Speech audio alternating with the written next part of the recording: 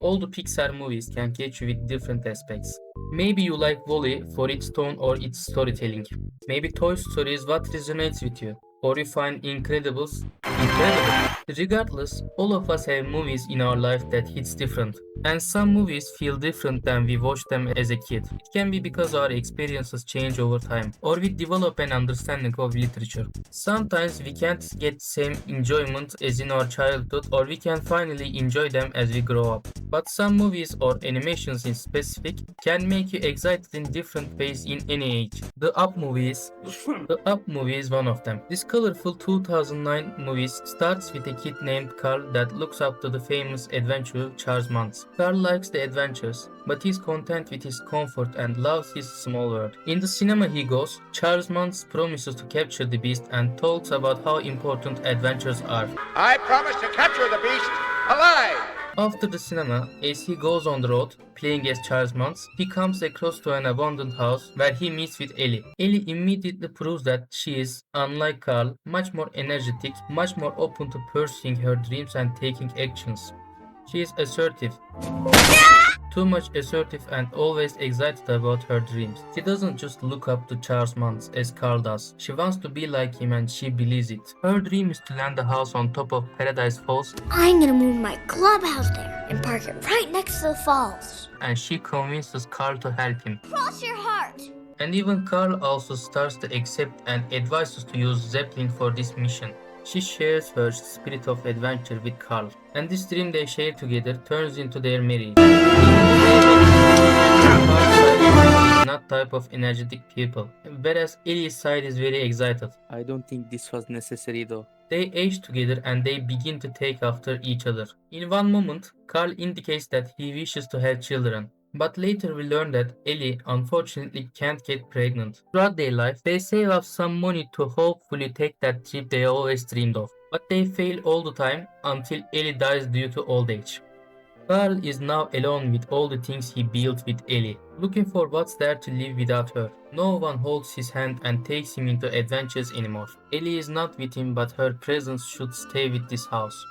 This is where our main character starts his journey. Much like the rest of us, waiting for another reason to keep going in life. But he's an old man. Old people live like that, don't they? There is no adventure rest anymore. And our excuse is, as his house is stuck in construction noise, an adventurer kid Russell knocks on his door. Russell is a kid that wants to help elderly people and get the last missing badge on his belt. Russell insists to help Mr. Fredrickson. Well, I gotta help you cross something. No, I'm doing fine. So he fires him to look for a bird. Only someone could help me. After a disagreement, Mr. Fredrickson gets kicked out of his house. This is an indication that he can't keep his comfort by being inactive. This indication sparks the spirit of adventure inside of him again. Maybe Ellie is not around, but he can still make her dream come true. Being a balloon seller, he releases all the balloons he planted and levitates his house. Their dream with Ellie is now becoming the reality. And hey, this kid looks like Ellie. Maybe he can inspire her. Throughout their journey, no matter how much Mr. Fredrickson tries to keep Russell away to preserve his dream and his house, he ends up being together with him, and Russell is actually good at helping him. So I went ahead and steered us down here. Yeah, sure. Why don't you give this little boy a chance? When they finally land on the ground, it turns out they landed on the wrong side of the peak, so they have to take the house to the other side with Russell. From that point, the movie makes it clear that Mr. Fredrickson only cares about his goal. Ah, for the love of Pete. Go on into the bushes and do your business. Everything and everyone is just boring, and there are background noises along this adventure. Russell, the bird they found, the nature they face, or the dog that follows them. All of them are not the part of the actual adventure. This is none of my concern. I didn't ask for any of this. The only exciting thing is to reach the other side and preserving the dream Ellie gave him. But somewhere along the way, something changes his perspective. Well, why didn't you ask your dad how to build a tent? I don't think he wants to talk about this stuff. Why don't you try him sometime? Maybe he'll surprise you. Well, he's away a lot. I don't see him much. He's got to be home sometime. Well, I called, but Phyllis told me I bug him too much. Phyllis, you call your own mother by her first name? Phyllis isn't my mom. Oh, But promised he'd come to my Explorer ceremony to pin on my Assisting the Elderly badge. So he can show me about tents then, right? Mr. Fredrickson, Doug says he wants to take Kevin prisoner. We have to protect him. all right, he can come. Promise you won't leave him? Yeah. Cross your heart? Cross your heart!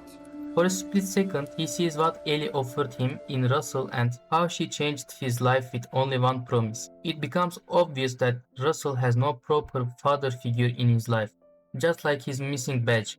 And we know that Mr. Fredrickson never get a chance to have a child in his life.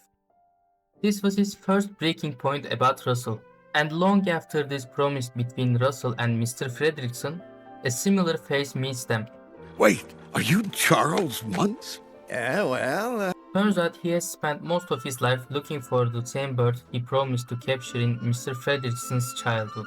The same bird that voluntarily follows Russell for some chocolates. The bird that Mr. Fredrickson crossed his heart to keep with them. Russell's intention wasn't to capture her. He wasn't eager for it.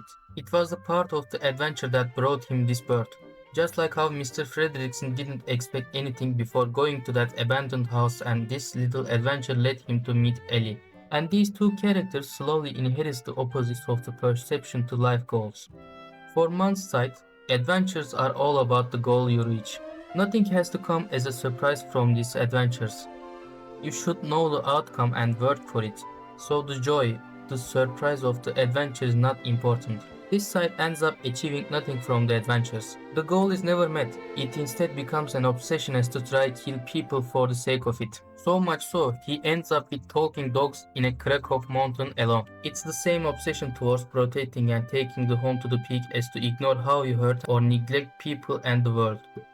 But for the other side, adventures are what brings the new surprises and connects you to the world. It's rather a sparkle that lets you go out. And this side is the one that actually enjoys the adventure of life. This side is more excited about life itself and the surprises it brings rather than the goal. And it's this side that brought Ellie and Carl together. Mans was the last straw for Mr. Fredrickson. Mans' ambition starts to hurt everything. He burns the house and captures Kevin. Mr. Fredrickson blames Russell for all of this. I didn't ask for any of this. I am not your master. And if you hadn't have shown up, none of this would have happened. Bad dog, bad dog. Leaves everything this adventure brought him, Kevin, Russell, dog, and takes the house himself. Here! I don't want this anymore. As he finally goes in his house, he sees nothing is the same. House is on the peak, everything is set, but the owner of this dream is not there. And the adventure book is not about this dream anymore. The pages left for this dream are already filled with Ellie and Carl together. All along, she was grateful to be with him. And this was so much more important than the dream, the peak or the house itself. The adventure book ends with a simple message. Thanks for the adventure. Now go have a new one. Carl realizes that he does what Mans does. But Mans has become too corrupt to look up to. So he should instead take lessons from him. He finally understands the spirit of adventure. Finally decides to have his own adventure with Russell. The kid he never had. The kid that reflects Ellie. The dream is not the one he shares with Ellie anymore. It's the one with Russell. He chooses Russell over his furnitures, the ones he kept clean after Ellie's death. He throws them out of the house to levitate it once again. Fast forward after a long fight with months, the house gets lost in the sky. The house that made this adventure possible has done its job and it's lost now. Mr. Fredrickson, the same person that could hurt someone for this house, says, You know, it's just a house. Unlike Mans, Mr. Fredrickson ultimately achieves every goal he wants. This little adventure with his house gave him the child he wished. It gave him the zeppelin he proposed to Ellie. The promise between Russell and him saved Kevin's life. And Russell's journey through the badge, not the badge but through spending time with his dad, made him meet Mr. Fredrickson. The badge is the one that Mr. Fredrickson got from Ellie in the beginning. And last but not least, the house is settled on the peak. Now, back to what I said in the beginning. While the final of this movie can enjoy you in your childhood, it can make you cry later in your life. Up movie pictures the aging perfect.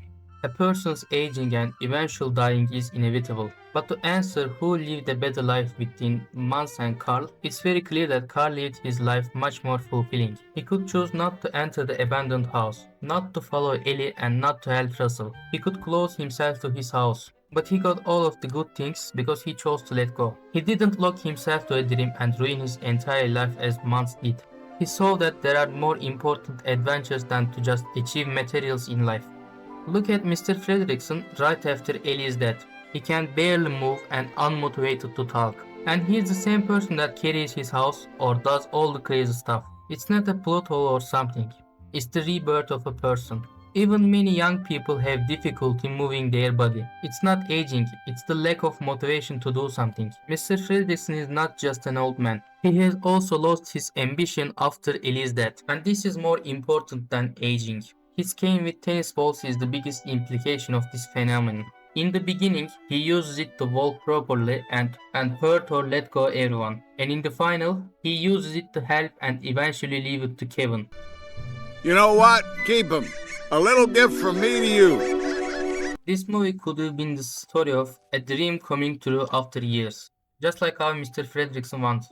But it twists the story into a much deeper message. Spirit of adventure is much more important than the dream itself. And this message is engineered perfectly in every second of this movie. Life is an adventure where we dream to be or to have something. But these dreams can be dangerous if they become an obsession and not leave being open to what life wants to offer.